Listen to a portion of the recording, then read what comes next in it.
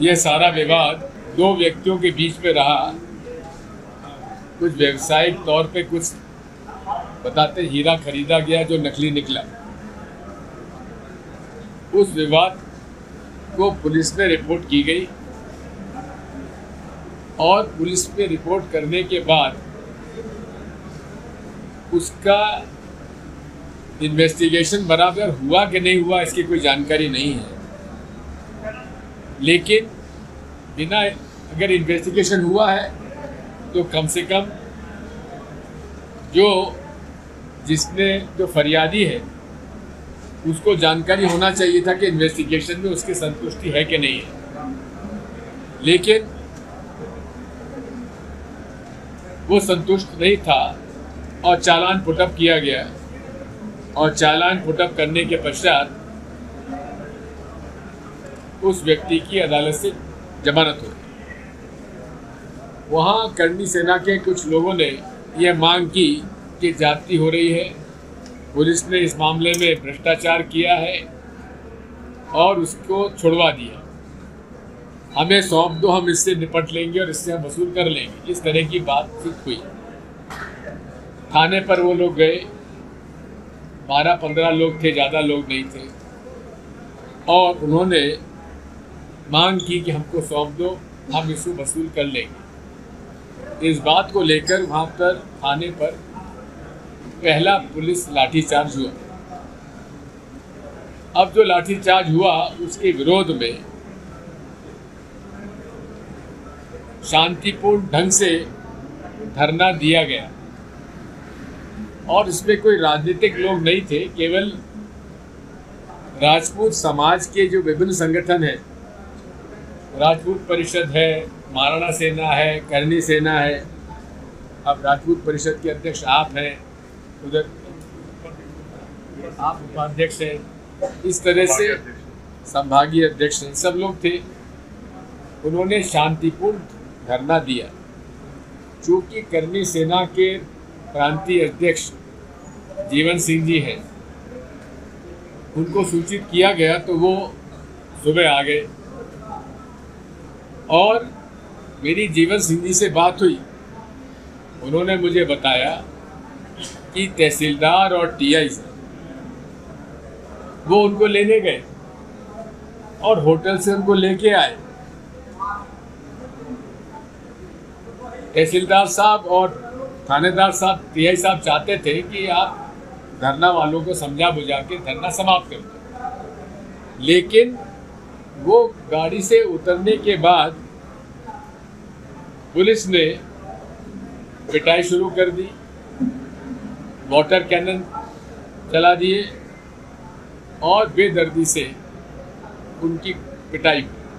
आप देख रहे हैं कि जीवन सिंह जी को 4-5 लोगों ने घेर रखा है उन्हें बचाने के लिए, और 15-20 लोग लाठी से बुरी तरह से पीट रहे हैं।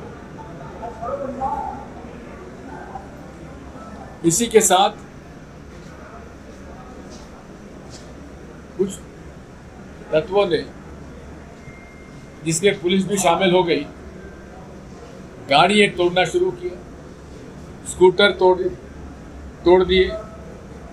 मेरा अंदाज़ा लोगों ने जो मुझे बताया, लगभग 50 गाड़ियां, स्कूटर जो है, एक स्कूटर तो आपका ही अभी थाने में पड़ा हुआ है, आपके बेटे का, बुरी तरीके से गाड़ियां तोड़ी गई और पुलिस ने डंडे मार मार कर गाड़ियां तोड़ी। फिर एक दुकान का चैनल गेट जेसीबी मशीन से तोड़ा गया और उसके अंदर जो भी लोग थे, जैसे वो निकले उनकी बर्बरता से पिटाई की गई। ये बात वहीं ख़त्म नहीं हुई। उस दिन एक संभरान परिवार की जवान मौत एक महिला की हो गई थी, तो मुक्ति धाम से लौटकर यहाँ शोक सभा होनी थी और यहाँ पर जो धर्मशाला मेकल्स होता राजपूत धर्मशाला समिति की बैठक रखी थी, वो यहाँ पे बैठक चल रही थी। इस बीच में क्योंकि यहाँ पे काफ़ी हल्ला उत्सव हो रहा था, उन्होंने अंदर से दरवाजे बंद कर दिए थे। 3 डीएसपी आए और कहा कि हम आपसे बात करना चाहते हैं। उन्होंने दरवाज़ा खोल दिया और दरवाज़ा खोलते ही सारे पुलिस वाले अंदर घुसे और बेरहमी से लोगों को पिटाई की, और जिसके वीडियो आप सब देख रहे हैं। ये छात्रावास के अंदर लोग बैठे हैं, यहाँ तो कोई कानून व्यवस्था बिगड़ नहीं रही थी, फिर यहाँ अंदर क्यों घुसे? कौन सा ऐसा यहाँ षड्यंत्र हो रहा था? शोक सभा हो रही थी और यहाँ पर आकर उन्होंने बुरी तरह से पिटाई की। इसको मैं खुद देखा वीडियो। चौकीदार की बेटी को लगा कि उसके पिता की खूब पिटाई हो रही है, मारपीट हो रही है, वो देख रही है, बुरी तरह से वो रोती रही और उसके बाद फिर यहाँ से पूरी पुलिस यहाँ से चली गई। मेरा अनुभव राजनीति में और मुख्यमंत्री और मंत्री के रूप में है, यहाँ कानून व्यवस्था के कायम रखने के लिए कानून में और नियमों में ये प्रावधान है कि पुलिस बल प्रयोग कर सकता है, बल प्रयोग कर सकता है, लेकिन उसके लिए ये आखिरी विकल्प होता है। समझाइश के साथ, चर्चा के बाद और पूरी तरह से दूसरी तरफ से कोई ऐसा प्रोवोकेशन यानी कि उनको उद्वेलित ना किया जाए, तो फिर कोई वाटर कैनन वगैरह छोड़ने की आवश्यकता नहीं है। लेकिन यहाँ पर तो राजपूत छात्रावास में तो कोई इस प्रकार का उत्तेजनापूर्ण कोई बात भी नहीं हुई। अंदर घुस के लोगों को पीटने का क्या औचित्य था? इसका हम घोर विरोध करते हैं और कहाँ तक सही मैं नहीं जानता, लेकिन मुझे लोगों ने बताया कि पुलिस ने नाम पता लगा के जिसके आगे सी लिखा हुआ है उनकी पिटाई लगाई, गाड़ियाँ तोड़ दी। एक गाड़ी पर राजपूत लिखा हुआ था, उसकी गाड़ी तोड़ दी। आखिर इस तरह का किसी भी एक विशेष तौर पर एक समूह, एक वर्ग जिसके साथ इस प्रकार का अन्याय हुआ है, ये तो भाई सेम हम लोग इसको बर्दाश्त नहीं करेंगे। और इसलिए मेरी अंदर बैठ के सबसे चर्चा हुई है। चर्चा होने के बाद एक मेमोरेंडम टाइप किया गया है मुख्यमंत्री जी के नाम से।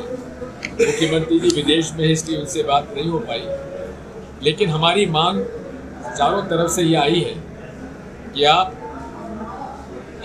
हमारा पत्र जो है आप मुख्यमंत्री तक पहुंचाइए, और मुख्यमंत्री के पास पहुंचाने के बाद हम मांग करते हैं इस पूरी घटना की 12 तारीख से लेकर और 13 तारीख दोनों दिनों की न्यायिक जांच निष्पक्षता से होना चाहिए। किसी भी रिटायर्ड हाई कोर्ट या सिटिंग हाई कोर्ट जज के माध्यम से या किसी भी डीजे सिटिंग या रिटायर्ड डीजे के माध्यम से जांच होना चाहिए, क्योंकि जिन अधिकारियों के खिलाफ जांच होना है वो यहाँ यदि पदस्थ रहेंगे तो जांच निष्पक्षता से नहीं हो सकती। इसलिए हमारी ये मांग है कि जिला कलेक्टर, जिला SP, additional SP, additional collector और एसडीएम और एसडीओपी इनके स्थानांतरण कर न्यायिक जांच की जाना चाहिए। आप सब लोग इसमें सहमत हैं? सब लोग सहमत हैं। जैसा आपने अभी बताया संपूर्ण वाकया हमारे आदरणीय राजा साहब ने बताया है, मैं यहाँ पर पुनः बताना चाहूँगा आप लोगों